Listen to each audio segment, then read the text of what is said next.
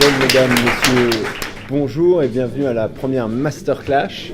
Alors c'est le combat des titans, le choc des entrepreneurs, la Champions League des experts. Dans le coin droit, Charles Gros, 76 kg à la pesée, 1m79, monté sur le ring en 2010. Il est le cofondateur de TradeLab, société dans le domaine du real-time bidding, l'optimisation des annonces publicitaires sur le web.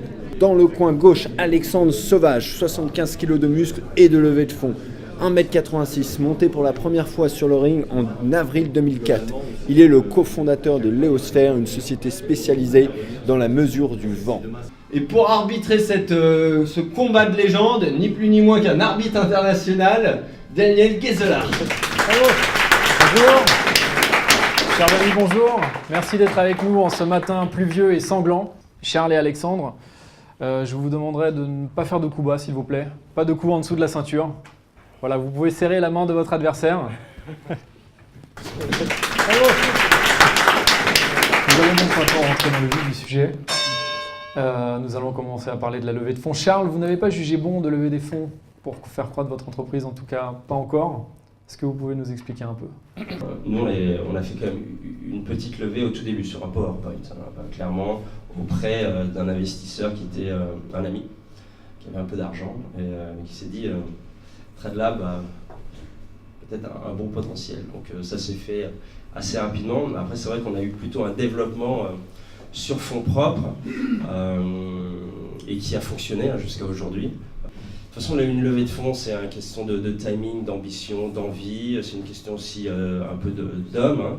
Parce que, en tout cas, quand on est associé, ce que veulent les différents associés, et puis derrière, effectivement, les relations qu'on peut avoir avec ces gens-là. Ce qui est bien, c'est là où je veux appuyer peut-être là-dessus aujourd'hui, c'est qu'on a la chance, même si certains peuvent penser le contraire, on a la chance d'être en France, et si on est une entreprise innovante, ce qui est notre cas, on est jeune entreprise innovante, on peut bénéficier de beaucoup d'aides en fait.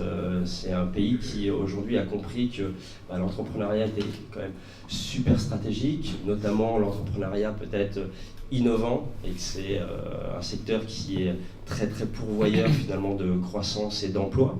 Donc dans un pays un peu en crise d'emploi, on va dire que c'est bien d'avoir des jeunes qui montent des sociétés qui peuvent très bien réussir et donc passer de 1 à 2 salariés à plusieurs dizaines ou plusieurs centaines dans des périodes de temps très très courtes. Nous, clairement, en 4 ans, on est passé de 0 à peut-être 100 personnes. C'est quand même beaucoup. Et la France peut permettre ça. Donc nous, on a joué un peu sur ce système et on est assez fiers de ça, d'avoir pu finalement bénéficier de beaucoup d'accompagnement, de conseils et puis d'aide financière effectivement des différents partenaires publics. Donc il y a des gens comme la BPI, comme Ubifrance, des Cap Digital ou autres qui permettent vraiment de bénéficier de tout ça. En plus, ce sont des gens qui sont plutôt, on va dire, experts sur pas mal de sujets, plus d'organisation, de management, de stratégie, et qui peuvent vous accompagner au fur et à mesure.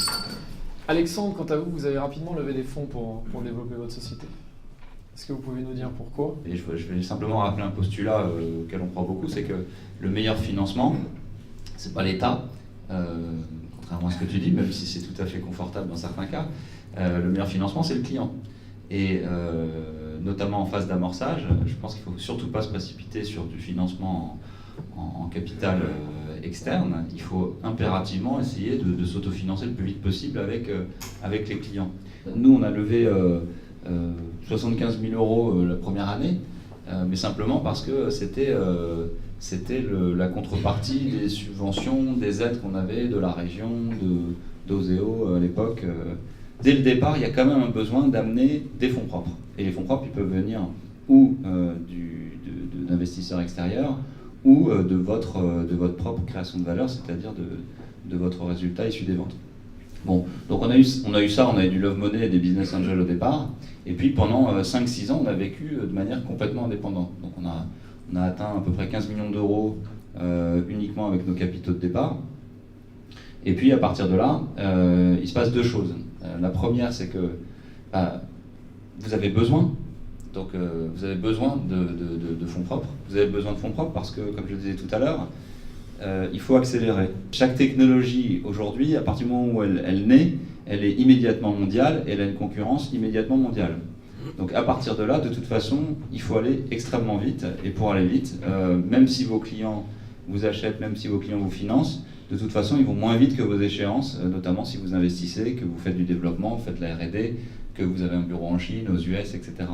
Donc de toute façon, il y a un apport de fonds nécessaire pour financer cette croissance, sauf à être purement français et dans un cycle de développement qui est lent. Et c'est possible, mais j'en connais pas beaucoup, notamment dans le domaine des technologies. Donc il y a un besoin. Voilà, ça c'est la première chose.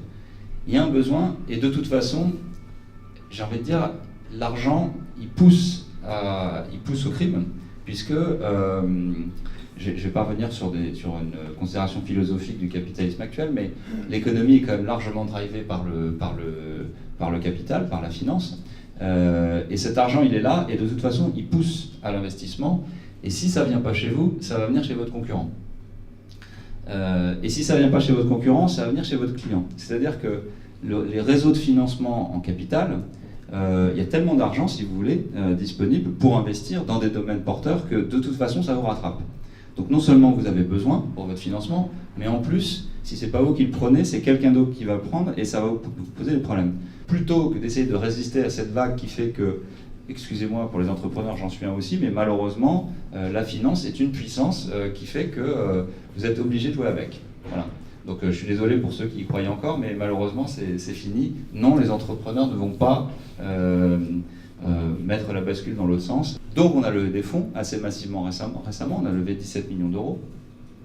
Et finalement, on y va en reculant, bien entendu, mais une fois qu'on y est, là, je vais dire un truc sympa, c'est que non seulement ils sont riches, mais en plus ils sont bons, et en plus ils sont puissants.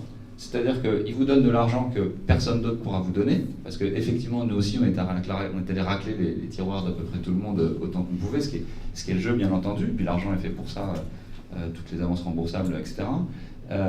Mais en plus, ils sont bons, c'est-à-dire que bon, ils ne sont pas plus intelligents que vous, mais c'est juste qu'ils ont du temps, ils benchmarkent, et qu'ils sont dans des schémas d'analyse stratégique beaucoup plus simples que nous, les entrepreneurs, qui nous tordons le cerveau pour optimiser. Et du coup, d'une certaine façon, je pense que même si c'est un contre-pouvoir important qui peut vous enquiquiner de temps en temps, c'est quand même une façon de raisonner qui est très différente et qui dans certains cas, et la plupart du temps, je dois le reconnaître, amène à des choix qui sont des bons choix. Et enfin, ils sont puissants parce qu'ils investissent quand ils sont dans une filière à tous les niveaux de la chaîne de valeur, et qu'à partir du moment où c'est le cas, eh bien, ça vous ouvre des marchés. Donc j'y croyais pas, mais effectivement, une fois de plus, je reviens sur la finance qui guide le monde. Eh bien, à partir du moment où il vous aide, il va essayer de vous aider dans la chaîne de valeur à influencer sur votre fournisseur, à influencer sur votre client, parce qu'ils sont à tous les étages. Et ça, j'ai découvert qu'après, et je dois reconnaître que c'est une vertu. Merci Alexandre. Charles, une réaction ? C'est une question, je pense, d'ambition et aussi de timing. L'ambition, est-ce que c'est de devenir effectivement une boîte leader mondial, international, ou de rester peut-être franco-français ou juste européen, avec des tailles donc, de société et de chiffre d'affaires peut-être un peu plus petits. Est-ce que effectivement cette taille-là peut permettre à terme de survivre? Ça c'est une question aussi, tout dépend on va dire des secteurs, des compétiteurs. Mais bon, c'est une question je pense aussi d'ambition. Qu'est-ce que vous voulez faire de votre société?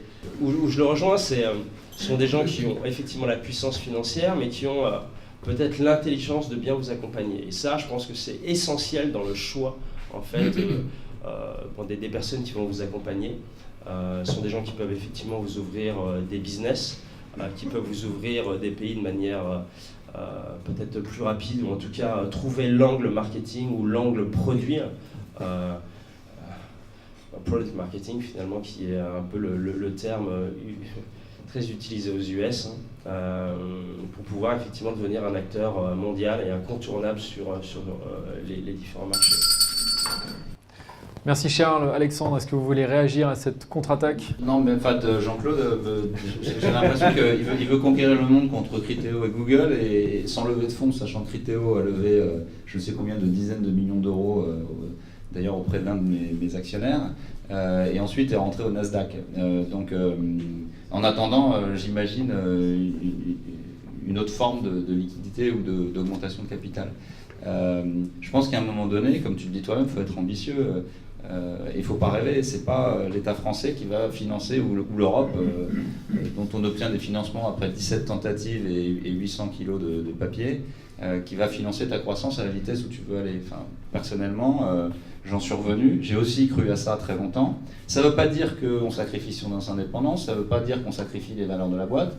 Ça veut simplement dire qu'il faut trouver un équilibre. Je l'ai rappelé, c'est simplement un compromis de pouvoir et aussi un rapprochement des compétences. En revanche, là où je ne suis pas contre ce que tu dis, c'est que